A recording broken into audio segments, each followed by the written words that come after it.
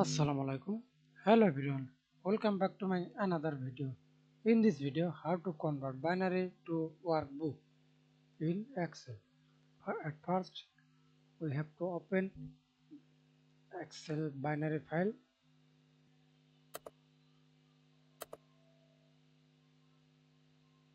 and go to File, click Save As, File Locations. Example, I select Desktop.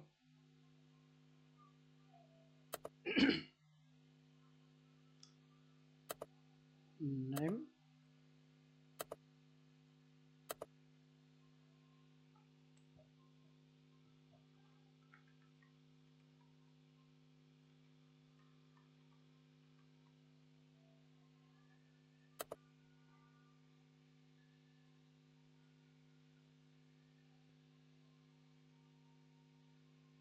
Select Excel Workbook. Then click here.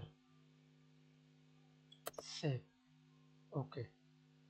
Thanks for watching video. Please subscribe to my channel, like, comment, share.